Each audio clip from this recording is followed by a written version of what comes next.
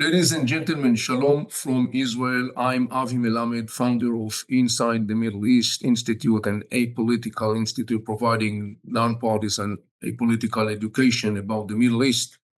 It is about 2 minutes after 7 o'clock. Thank you for joining us. I guess other people will join in. We want to be respectful of your time. Few housekeeping notes before we start our presentation.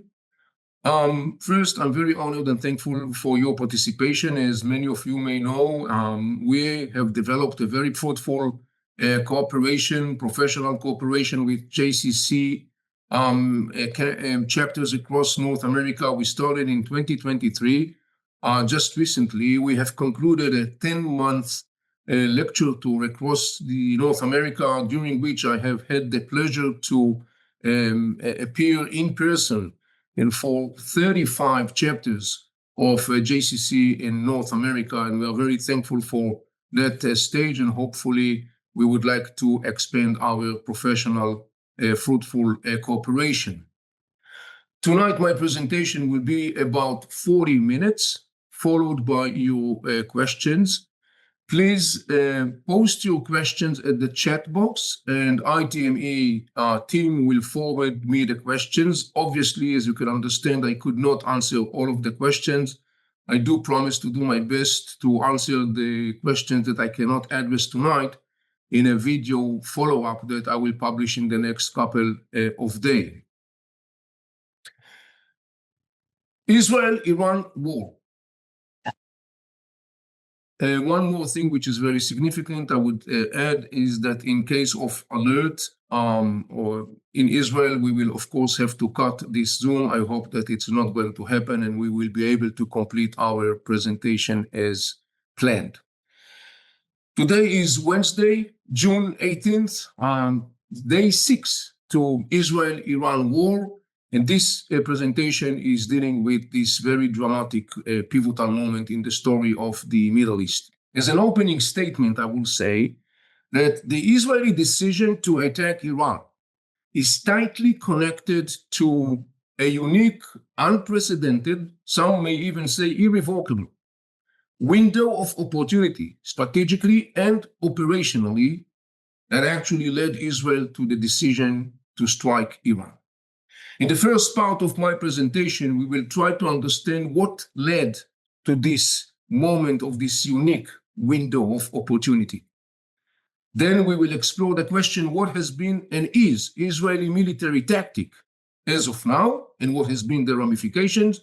And then in the concluding part of my presentation, we will discuss, of course, the current situation and try to evaluate where things are heading to. I would like to start with some general framing, referring to the question that I want to start with: what led to this unique, unprecedented, strategic and operational window of opportunity? In 1979, there is a significant development in the region when the Islamic regime, the mullahs regime, is rising to power in Iran, actually abducting an uprising of the Iranian people. And Iran turns into a Shiite theocracy under the leadership of the mullahs regime. Shiites are a denomination in Islam. They are minority, about 14%. And one of the major vision of the Shiite theology and narrative is the issue of establishing a global Islamic entity, rather known in the Shiite narrative, rather the name of the Shiite imamate. The term imamate relates to another term, which is imam. Imam is a spiritual / political leader in the Shiite belief. The major branch of the Shiites, known as the 12-ish, after the number 12, believe there has been a line of 12 spiritual leaders, imams, if you wish, starting with the fourth caliph, the fourth king of the Muslim empire, Ali bin Abi Talib, who was assassinated in the middle of the 7th century. The Shiite 12-ish branch believe that each and every one of these 12 imams has been connected to a divine source of knowledge, and therefore the role of the imam, according to that outlook, has to be blindly obeyed.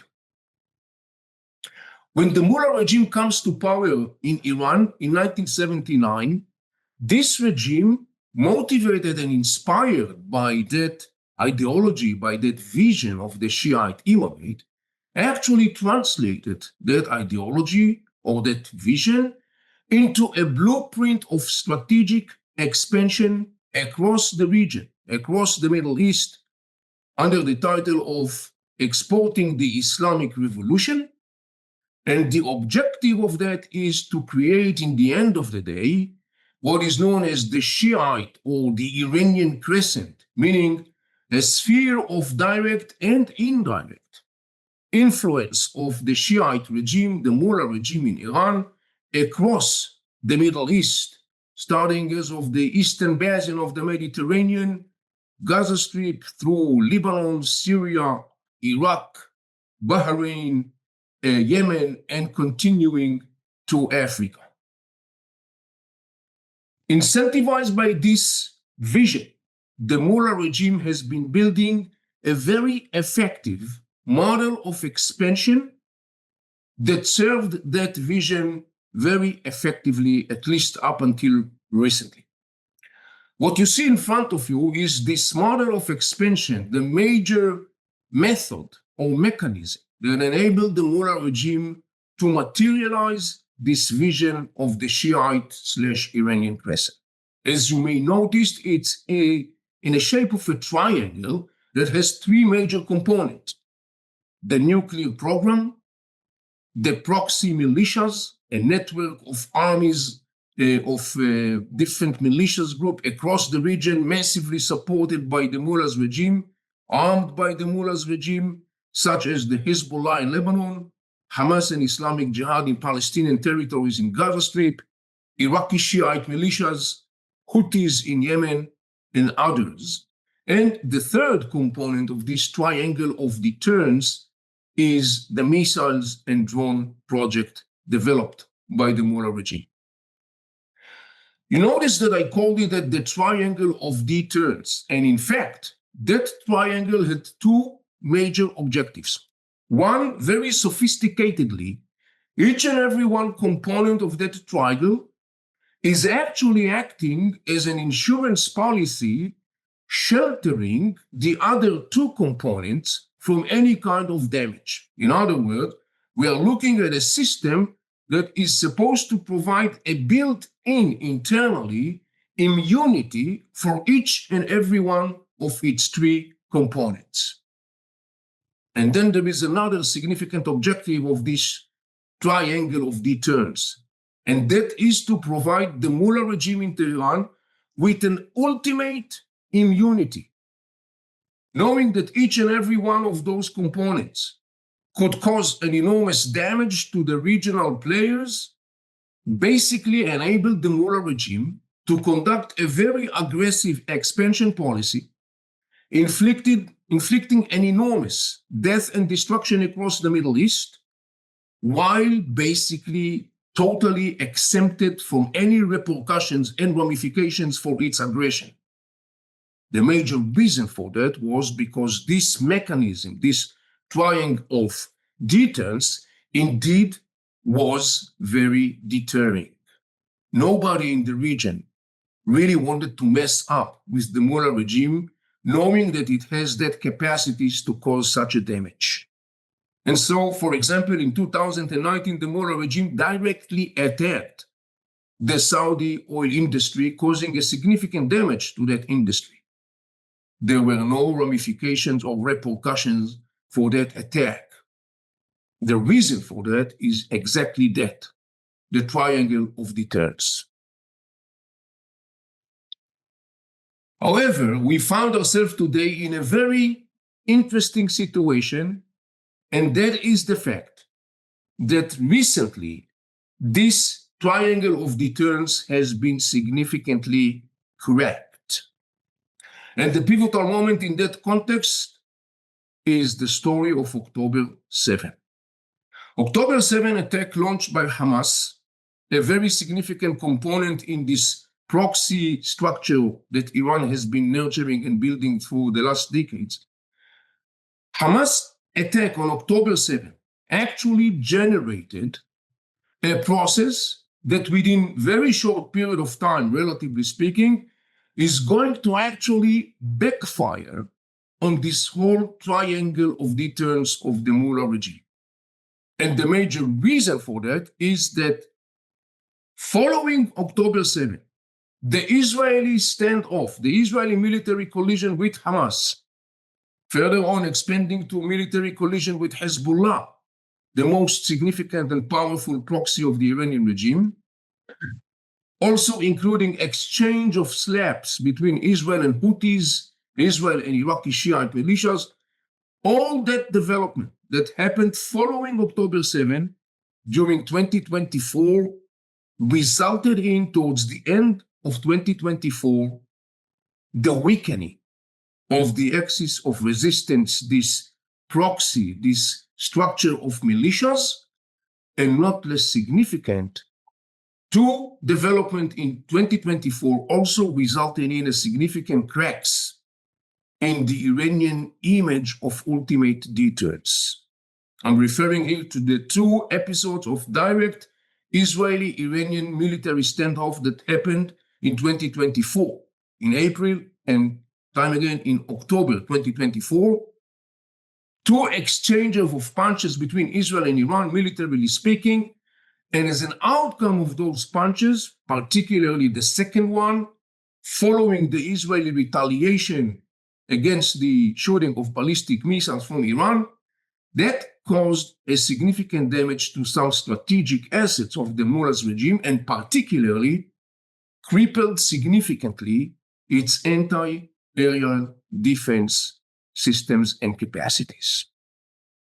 In other words, by the beginning of 2025, we see for the first time something that is unprecedented in the context of the story of the triangle of deterrence that the Iranian regime has been so successfully and effectively applying and conducting through the last decades.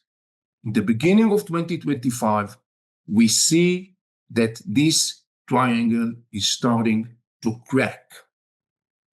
That process has been further boosted following another significant, what I call domino effect, again stemming from October 7 attack, and I'm referring to the downfall of Assad regime in Syria. The downfall of Assad regime in Syria in the end of 2024 further deepened the cracks in the Iranian triangle of deterrence, thus leading in the beginning of 2025 to a situation where, for the first time ever since it has started applying and leading that triangle, the Mullah regime in Tehran finds itself in a vulnerable situation. To that, we have to add another significant component. One of them is the fact that challenges inside Iran domestically are piling and mounting. We are looking at social, economic, environmental challenges, fueling already existing unrest and discontent and resentment of majority of the Iranians who loathe the brutal regime that took over the state since 1979.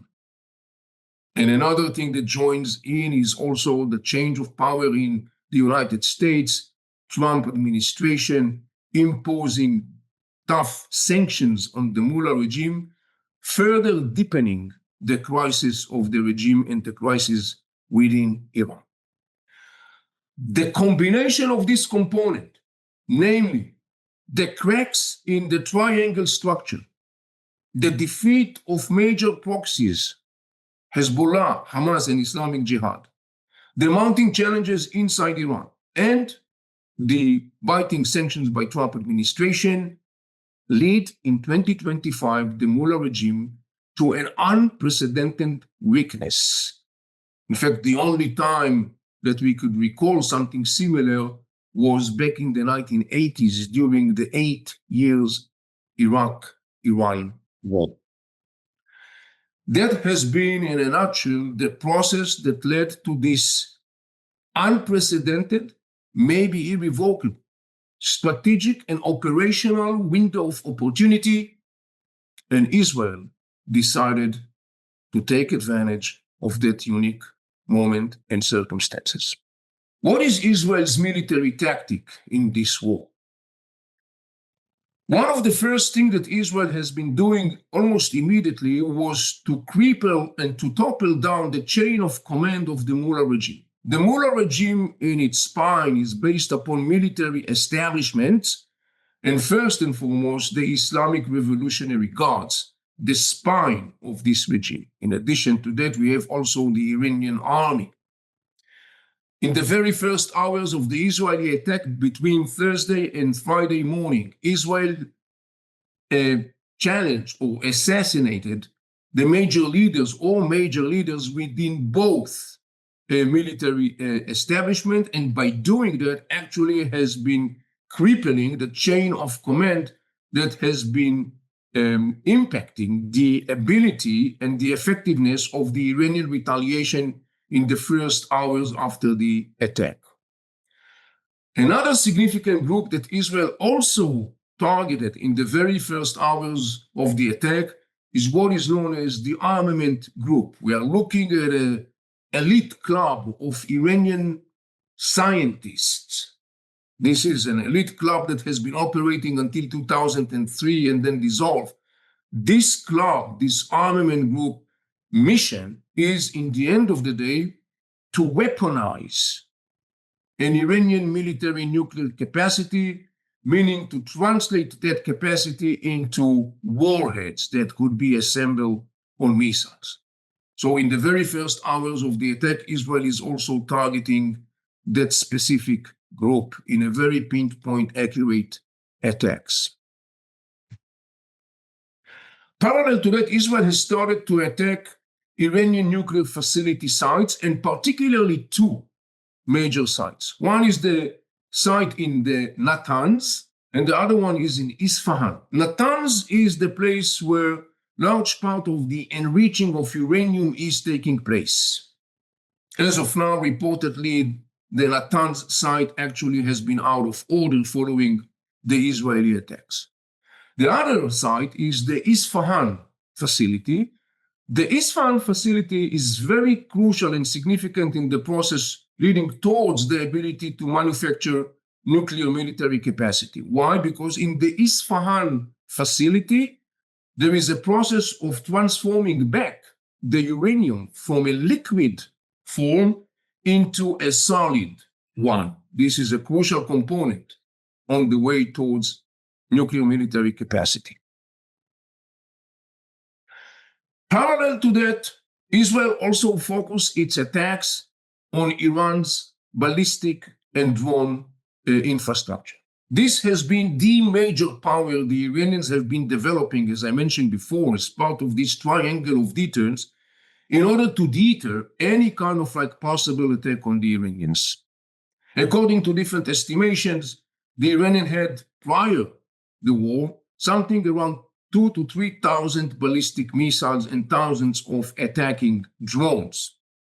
Iran has been the major suppliers of Russia, for example, during the war with Ukraine, with those drones and missiles. So one of the things that Israel is immediately doing and continuing constantly to do is to cripple and damage that infrastructure.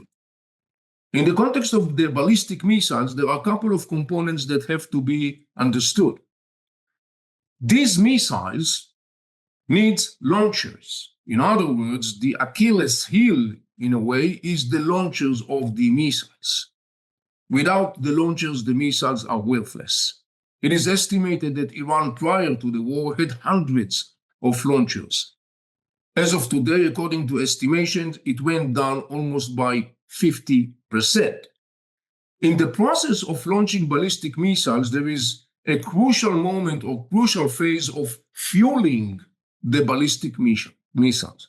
There are two kinds of fuel: a solid fuel. This is a process that once you have the capacity to apply a solid fuel, the process of fueling is shorter. Therefore, the exposure of the missiles and the launcher is less. However, most of the process up until now is done through the liquid fueling, which is a longer process, meaning that the longer it takes, the more the missiles and the launcher are exposed to attack. Some of the missiles and launchers are located in tunnels underground, so the activation of this system is relatively short. However, others are located above the ground, and therefore they are much more exposed. As of now, according to estimation, Iran has left with something like, roughly speaking, 1,000, maybe a little bit more, of ballistic missiles.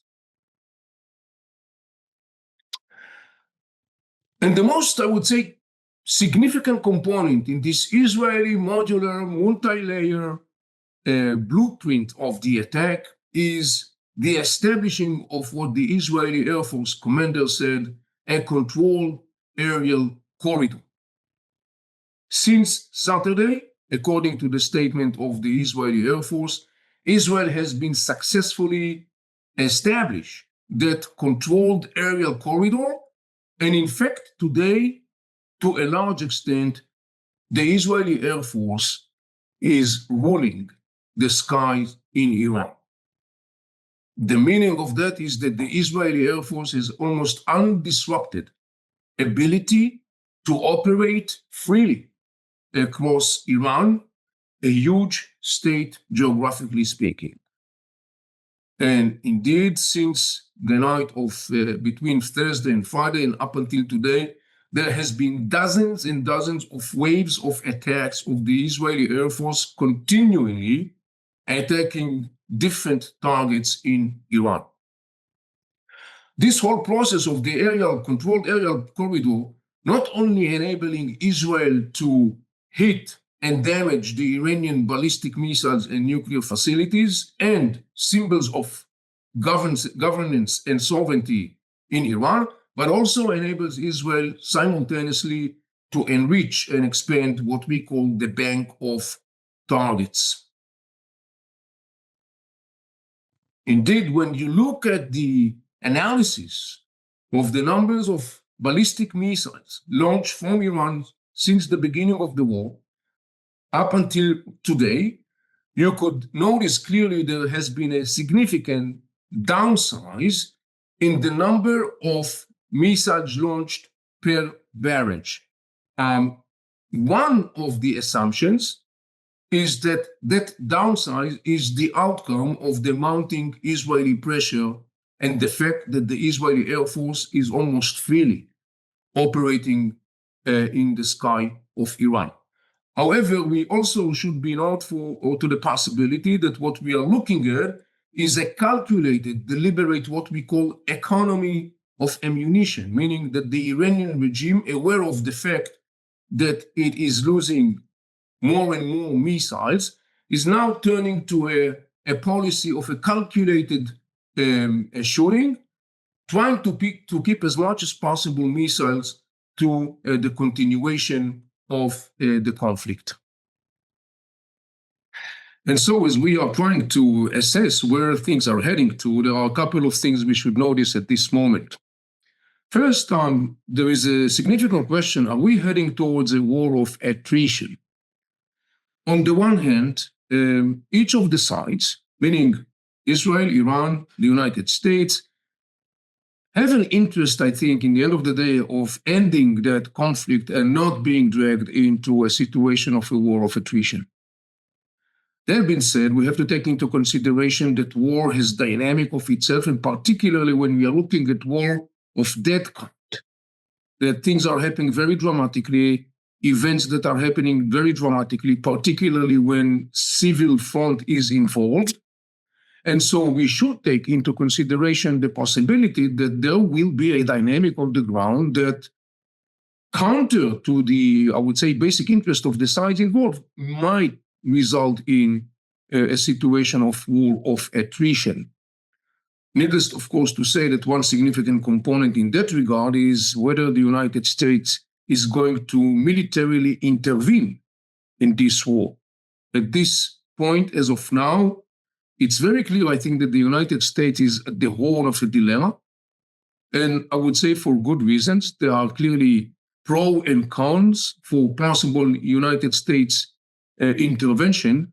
But that, of course, could impact significantly the trajectory of this conflict ahead. Another significant question that has been since day one was, what's going to happen with the Iranian proxies, and particularly the most significant one of them, the Hezbollah in Lebanon? You remember that in the beginning of this briefing, I was talking about this mechanism, this three-leg stool that the Iranian regime has been so effectively using to enhance its influence across the region by inflicting death and destruction. As of now, the Iranian proxies are left on the sideline. Needless to say that as far as the Iranian regime is concerned, this is very disappointing to say the least. Remember, the Mullah regime spent billions of dollars investing in those proxies. Hamas, Islamic Jihad, Hezbollah, Iraqi Shiite militias, Houthis, and others. And their major purpose was, in the end of the day, to provide this immunity to the Mullah regime. Not only that they failed to do that, but also now in the time where the Mullah regime is actually experiencing an unprecedented attack inside Iran, to the point it may jeopardize its endurance, at that specific time, the proxies are on the sideline. It's an open question. As of now, the proxies, roughly speaking, remained on the sideline. The leader of Hezbollah, Naim Qassem, in a statement a couple of days ago, said, the Iranians can manage themselves. They are powerful enough to do that. He said nothing, of course, about the Hezbollah taking part of this conflict. Similar position was made by the head of the Iraqi Shiite militias that are affiliated with him. So as of now, since the beginning of this war, the militias, the Iranian proxies, are on the sidelines, and it is, for now, estimated that situation will continue. An inevitable question, of course, again, since the beginning of this whole conflict, is whether this war is going to result in the downfall of the Mullah regime. There are, roughly speaking, two opposing perspectives. One camp argued that, indeed, the accumulative impact of the significant blow that the Mullah regime sustained, the Israeli attacks damage significantly the Mullah regime's strategic infrastructure, nuclear sites, its missiles program, government symbols, and power centers. All those things together have an accumulative impact that, in the end of the day, further fuel already existing sentiments of resentment and anger and hate of many of the Iranians, most of whom definitely do not like this regime that has been brutally oppressing the Iranian people for decades. However, the opposite camp argued that, in fact, counterintuitively, the accumulative impact of the blows that the Iranian regime sustained thus far will result in the Iranian people to come around the regime. I think that there is consensus, of course, that the world will be a much better place without this radical, brutal, dangerous regime. However, as we are trying to rationally evaluate at this point whether the regime is heading towards downfall, I would say it would be premature to decisively say that. So if I would portray some sort of imaginary scale, I would say that on that imaginary scale, currently, answering the question will be that we are closer to the end of what I call wishful thinking. Yet, we should remind ourselves that in a war and dynamic, and particularly such dynamic and such a war, things could evolve and things could change sometimes rapidly. Obviously, we'll have to see what the days will bring on. And of course, the big question, what is the end game? I think that across the board, there is a consensus among most of the analysts and commentators that the United States gave Israel this green light, even in a sort of like silent consent, to launch the war, because the end game is to bring back the Mullah regime to the table of negotiation, significantly weakened, and so to make sure that the Mullah regime coming back to the negotiation table will be much more willing to make the compromise and concessions and to comply with the conditions and terms set by Trump administration and Western powers, and on top of it, the ultimate demand of Trump administration that Iran will not enrich uranium in its territory. Obviously, we all have to follow and to see how things will evolve in the next coming days. They will very critically, decisively shape the trajectory of the conflict ahead, and among that, of course, also in the context of the issue of the end game. Ladies and gentlemen, we are approaching the end of my presentation, and I want to thank you for participating. Before we turn to the part of the questions, as promised, with your permission, I would like to take one more minute to share with you the following announcement. As you may know, our organization inside the Middle East started a very fruitful and cooperative cooperation with the JCC chapters across North America. We started it way back in 2023. In the last 10 months, I have been spending my time in North America engaged in an intensive, significant, and fruitful lecture tour, during which, among other things, I have had the pleasure to speak in front of 35 JCC chapters in North America. And as always, we are very thankful for this stage that we have been offered to hopefully add knowledge and educate, which is very much needed in this critical time. In that regard, I would like to update you that, of course, we will be more than happy to further develop our cooperation.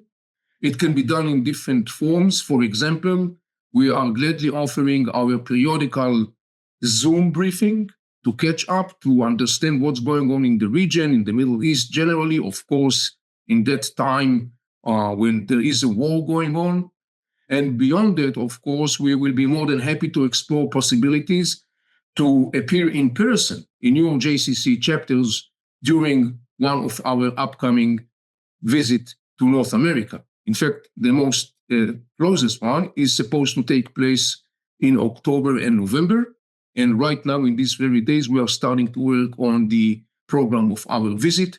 And as I said before, we will be more than honored to explore possibilities for speaking engagement at your JCC. Ladies and gentlemen, thank you for your attention and patience. And now, let us move to the part of the questions. At this point, ladies and gentlemen, in a kind of like interesting timing, I'm afraid that we will have to conclude our presentation as we are reaching to a point where we have alerts. As I said before in the beginning of my presentation, this is a scenario that we should take into consideration. Shalom from Israel. Today is Thursday, June 19th. This is day 7, Israel-Iran war.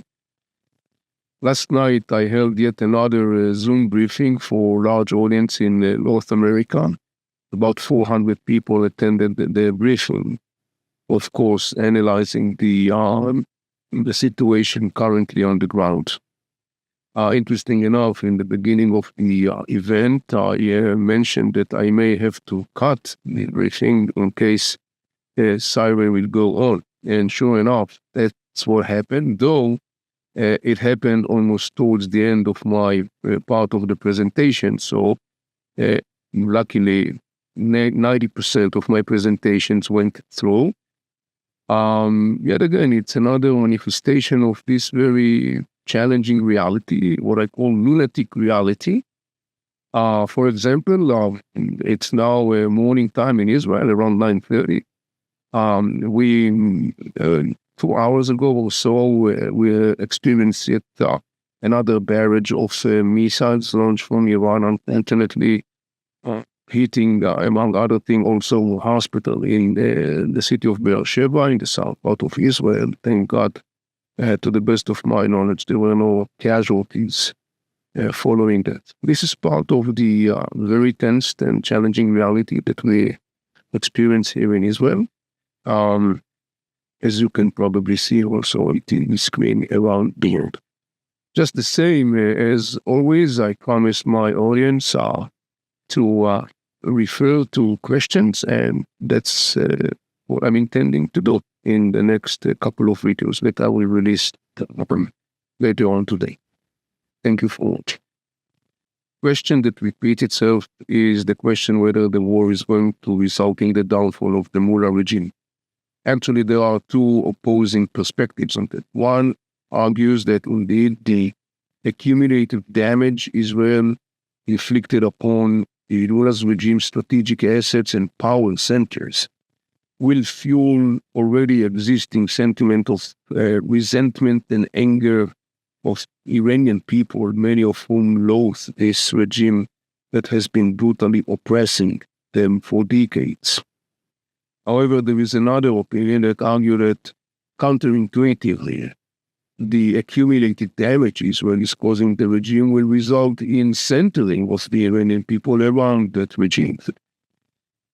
I would say at this point that it's not clear whether this is something that is going to result in the end of the downfall of the Mullah regime. To the best of my understanding, at this moment at least, that outcome is closer to the end of what I call wishful thinking, rather than more realistic outcome. Yet again, as we all know, things have a dynamic of their own, and we could definitely expect the creation of a dynamic as long as this war continues. I think that we could expect a dynamic that potentially could lead towards that direction, maybe moving a little bit more from the wishful thinking end into a more pragmatic. However, at this point, I would say it would be premature to decisively say that it's going to result in the downfall of the Mullah regime. Thank you for watching. An interesting question I received is it likely to expect a scenario where the Muslim world is uniting because of the war and launch a war against Israel?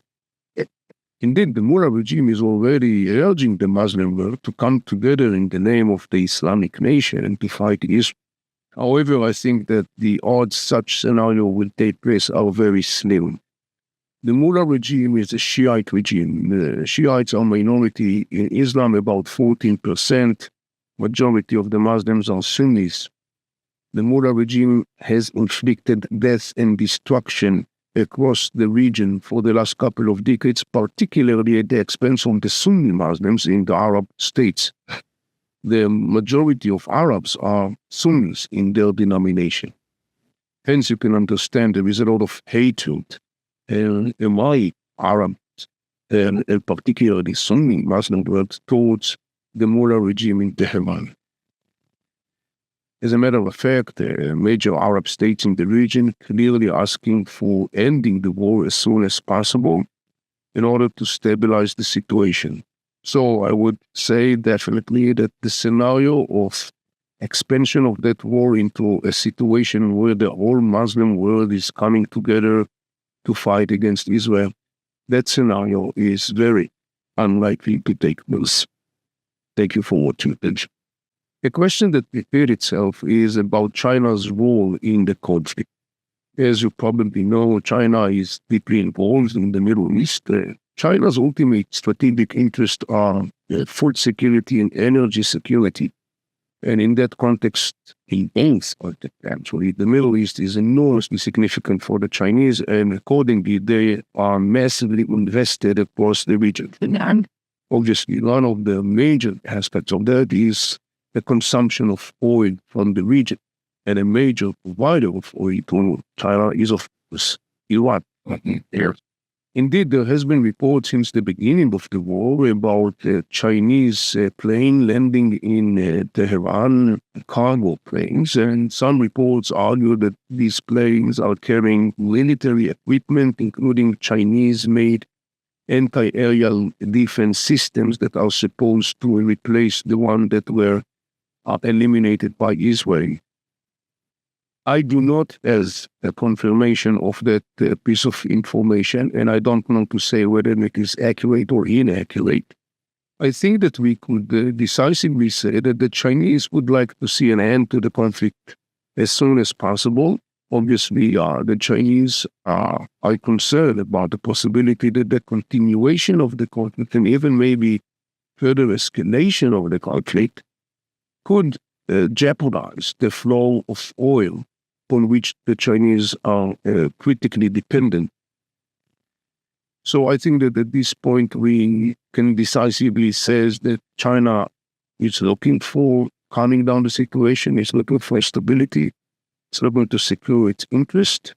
I don't think that the Chinese would proactively make actions that will potentially could further endure the war with all the ramifications that come along with it.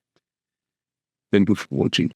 The inevitable question that everyone asks is whether the United States is going to militarily intervene in the war. I think that there is a consensus that the United States gave Israel a green light to launch the war, and the purpose of that is, in the end of the day, to cause the Mullah regime to go back to the negotiation table in a much weaker position, and thus to comply with some non-negotiable terms that have been set by President Trump and Western powers, and on top of that, that demand that Iran will not enrich uranium in its soil. I think that at this point, when we look at the whole picture, I think that the American administration is quite at the horn of a dilemma. And though we see on the ground very tough rhetoric by President Trump demanding the Iranian a non-conditional surrender, and there are steps on the ground indicating the United States is seriously considering military intervention, I'm not so sure at this moment that there is a final decision within the American administration, because there are lots of pros and cons for such a move.